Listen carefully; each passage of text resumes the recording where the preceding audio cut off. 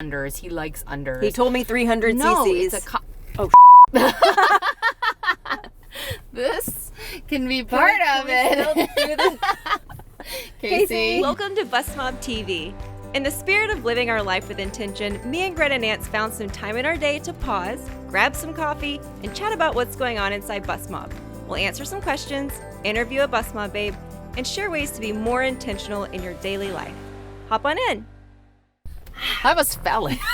we made it, Let's though. party.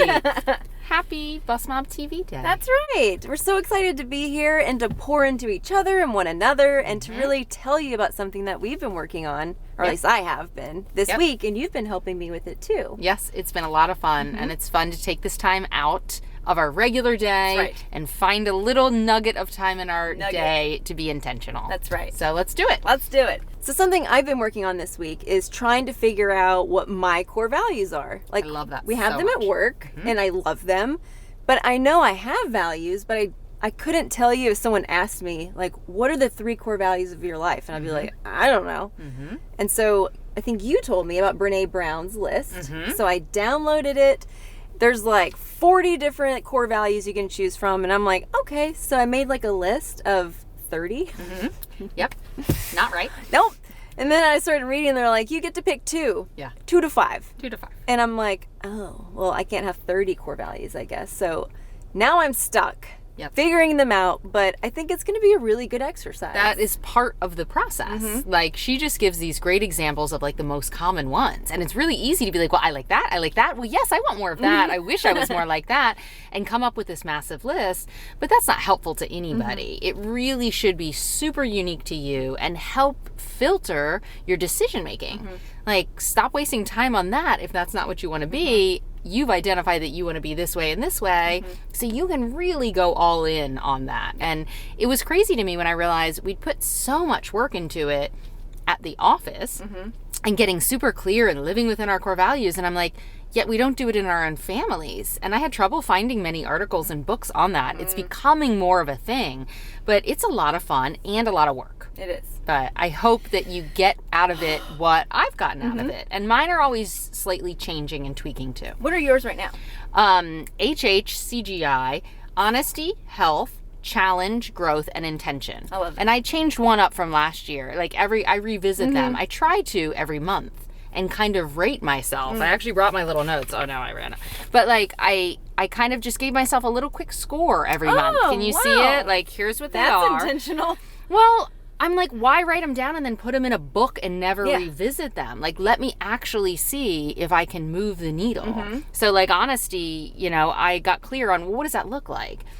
I have conversations quicker. I don't hold on to something and marinate on it. And should I tell that person? How should I tell that person? Now I'm just like, let me go have the conversation as quickly as I can. And that's helped me to move the needle on the rating I gave myself on being honest. You're right, very small. Your nose, well, I try to cram it all. I don't care. I don't like glasses. I cram it. So, and even like honesty, like not just a word, I kind of said, I'm honest even when it's painful. Because that, to me, I like to avoid painful conversations. Samesies. And so that's how that was showing up. I wrote challenge.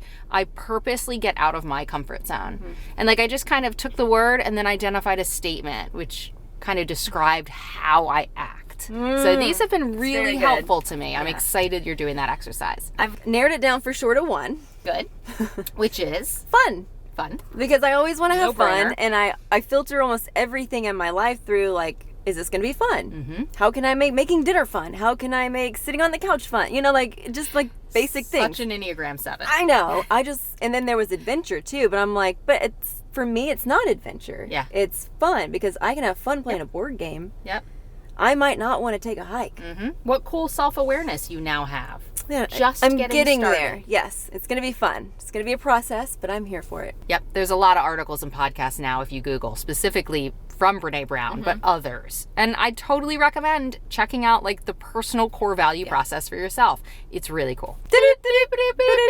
I was trying to do it the other day at home, and I was like, I sound like Star Wars. Yeah, like, you pew, did. pew, pew, You pew, did. do-do-do-do-do. Breaking news. Breaking news. What's in the news this week? Well, I saw people are kind of picking at Zach is it Efron? I can't believe Jenny didn't know how to say his name. I don't Efron. care. He's hot. Zac Efron, right? I always think Afron. I think he's super hot. Like saffron. No. But I'm wrong. But people are saying like they're accusing him of plastic surgery I saw some his pictures. cheeks are getting a little bit like more pronounced right here, or his chin, and he hasn't said anything. But on the other end of it, I'm like, leave him alone. I give no shits. Like, why does anyone care? And people are like, it could be weight gain, you know, because he's lost so much weight for, what was it, Baywatch? And they're like, maybe his face is just filling back out. And I'm like, who cares? Yeah. You know, leave him alone. Yeah, don't lie about it. Like, if he did do it, you know, and He's someone just not directly saying nothing. asks, like, just as women, I'm like, at least own up to it. But I have no time in my life to speculate on what someone may or may not have done. It seems like unimportant news. Yeah. Let the man live. He's hot either way. I love his documentary show where he do? travels around. I did. I know you didn't like it so much, but I really enjoyed it. Always a million new people in Bustmob, a million new great conversations. Yes. I'm noticing some trends this week. Like, what are the hottest topics? What are people talking about? I've noticed a lot of women are posting their tummy tuck progress photos. And I know, like, at the beginning, a lot of women kind of viewed Bustmob as just breast implants. Agreed. Well, it's now open to, like, all surgeries. So it's really, really cool to be seeing all of these, like, mommy makeovers where it's, like, breast and body, seeing the tummy tucks, showing the scar progressions. And I just think it's so cool that it's evolving in such a great way for other women to feel comfortable sharing. 100%, because that's what you want to see someone else who looks like you go through it and then document it. And there really is no other place that you can authentically see that and then directly ask her, hey, what did you buy? Exactly. Like, I'm still daily messaging people who ask me, like, what CBD oil did you use? Where did you get your triangle pillow? Girl, I will tell you all the things because it made my recovery so much easier to really be able to copy from other people what they used. And so I love that everyone is putting it all out there and seeing other surgeries. It is really cool. And if you're wanting to learn more about things like tummy tucks or mommy makeovers, we filmed a ton of videos on Amelia Academy, which is our free app that you can download on, what is it, Android, iPhone, all the things. And you can just really deep dive and get to know the ins and outs of that procedure if that's something you're interested in. So another thing I've been noticing is that there's a lot of women asking about over-the-muscle implants.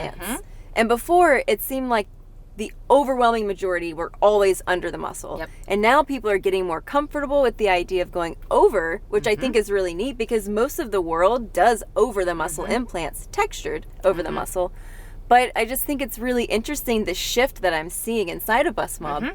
Like, a lot of threads in the past week, like, let me see your overs, let me see your overs. And I'm like, please upload it to Goalfinder so everyone can see your overs. Yep. I think it's education. I think it shows women are getting more educated and knowing what questions to ask. It's not just like, oh, I did what my surgeon said. I got the implants he said. I got the placement he said. He said unders. He likes unders. He told me 300 No, cc's. it's this can be part of it. Do this? Casey.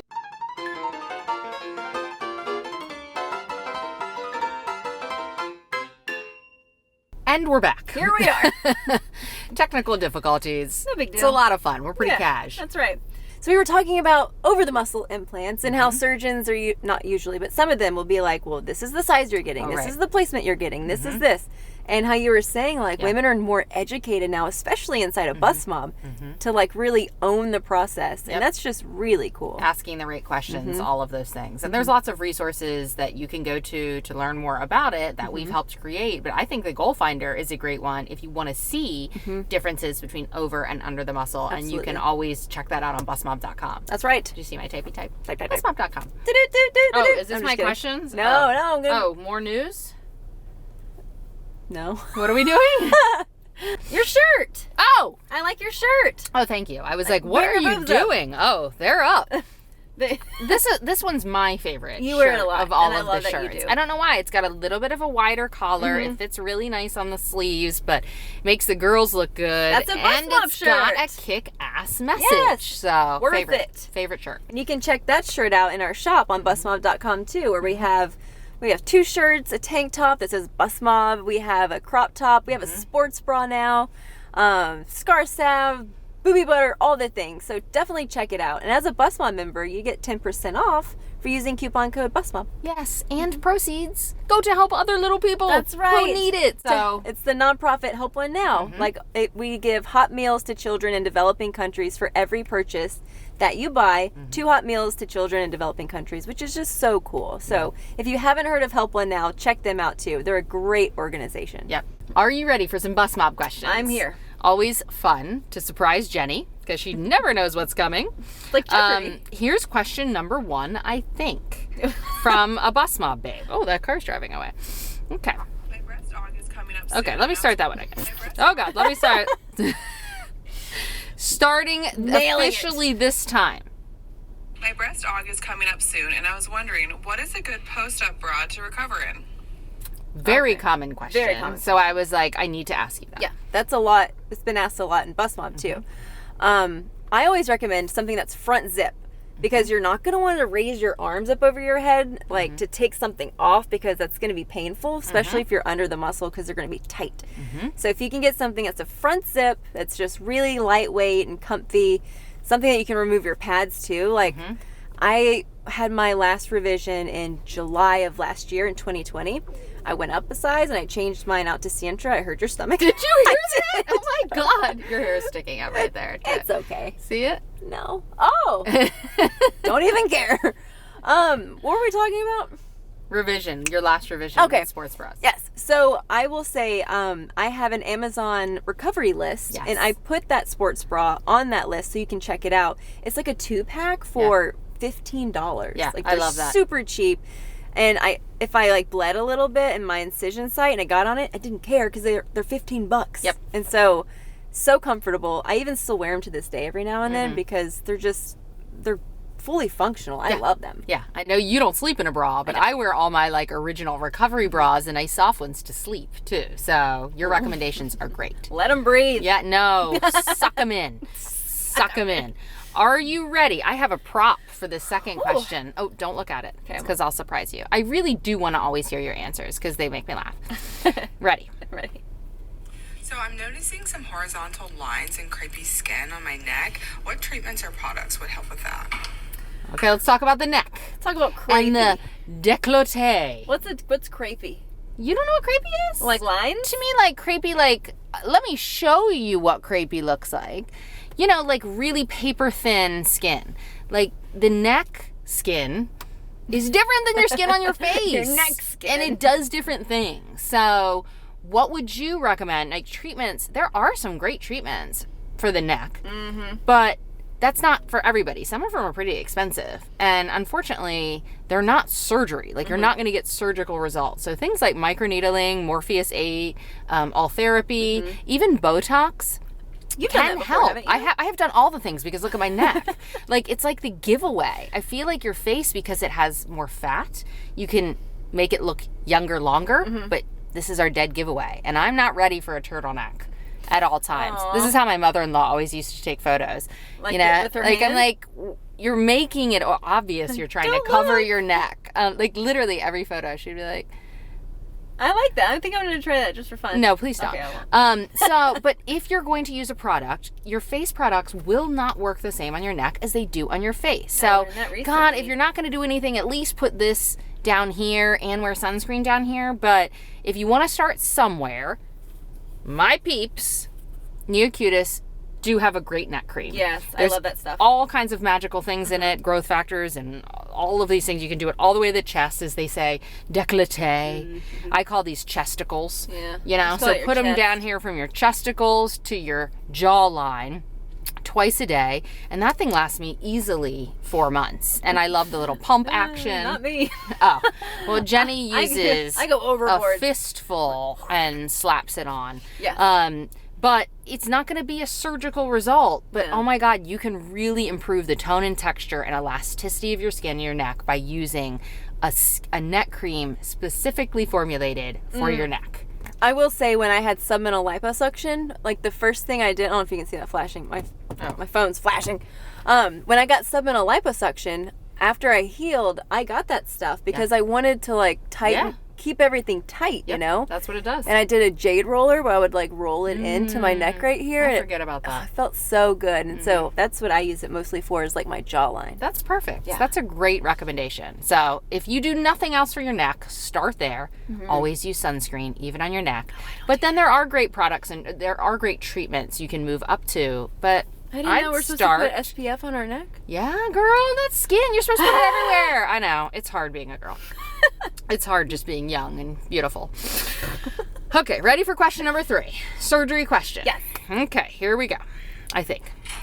I'm worried I have capsular contracture. What are my options for fixing it?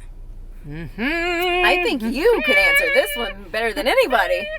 Well, we recently filmed about this. Yes, we did. Because even though not ideal, it's the number one risk, I believe, or complication that can happen with breast augmentation. Like, it's rare. In most practices, it's 2 to 3 to 4%, but it's still a risk, and it's not detrimental. And I do feel like people are like literally so scared. Yeah. What is it happening? Like, oh my God, like it might happen on year 1, most likely year 10, year 15, year 20, you know, it may happen. And it usually happens slowly. It's not super painful. It's nothing to panic about. And so I was really passionate about wanting to document what my experience was like. Because you had capsular contracture. I did. How many times? A few times. Yes. If we're putting it out there, it's happened 3 times. And I'm really hoping this time, through conversations with my surgeon, research, and my comfortability with choosing textured overs, that will reduce my risk. But look how easy it is. Yes. Look at my video. Let's watch it. Good morning. My surgery is in like 4 hours, but I'm up early anyway. I'm still going to go into work. I believe my surgery is at 12:45-ish, but I can't eat or drink, so that means no coffee this morning, no breakfast, not even any water. So it's going to be a hangry kind of morning. But at least I can still get some stuff done. And then my surgery is only, I believe, 60-ish minutes. And so it'll be the perfect time for me to head home, have someone drive me home, grab my boys, and just relax this evening. I'm pretty tired, especially without the coffee, because I just didn't sleep very good last night. Don't know why. I'm not really nervous. I think just making sure I have all of my ducks in a row beforehand. But I'm really excited to get this done. Excited for the summer, to feel a little more comfortable. It looks fine in clothes, but it doesn't look fine in a bathing suit. So I'm excited.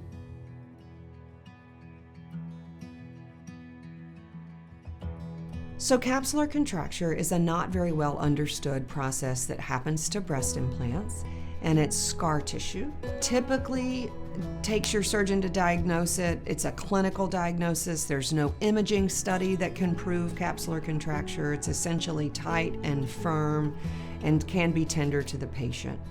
And the treatment is generally surgery to take out the implant and part, if not all, of that capsule or scar tissue around it. And for most women, a single surgery is what you need to fix the capsular contracture. It typically takes an hour or a little bit less. We take out the implant and some part of the capsule or scar tissue around the implant, and then we put a new implant in. I'm home from surgery. I've been home about an hour. I guess the surgery was probably about 3 hours ago. And I am feeling surprisingly good. I'm like literally looking for some wood to knock on, because I hope it continues this way. You never know, I still could have drugs in my system that are gonna catch up to me. But I woke up really smoothly and easily with not a lot of pain, which is what I was really worried about. The left side is definitely more uncomfortable than the right side, which I completely expected, but I'm telling you, it's maybe a 1 or 2 out of 10. So I'm a week post-op now, and I'm feeling absolutely fantastic. I'm glad I'm feeling more comfortable wearing things like this that I wouldn't have before when I was struggling with the unevenness, and I'm glad I went ahead and had it done when I did, and I was again so surprised by how easy the recovery was. I took the day off afterwards and I felt fine ever since. I do need to be careful with working out for the next couple of weeks, but there's still plenty of things I can do and I'll be totally ready for summer. And it was a really, really easy experience, so nothing to be nervous about or panic about if this does happen to you. Thank you for being so vulnerable with your video. That's very going to be welcome. really helpful for a lot of people. But I do want to say, like, in your first 6 weeks of recovery, a lot of people are so afraid because they're, you know, your chest is hard because you're recovering. They're like, do I have capsular contracture? And it's like, no, because your initial capsule takes at least 6 weeks to form around the implant. So it would be nearly impossible to develop capsular contracture within the first 6 weeks. So take heart. Don't worry. And after seeing like your video, it's an easy procedure and you felt fine really the is. next day. It really is. So don't panic too much about it because it is a risk that you don't want to be anxious about for the entire rest of your implants' lives, because hopefully it'll be 100 years. Yeah. That's how long I want them. You're going to write them into the retirement I home, right? sure am. I am going to be perky and all the things. I like that.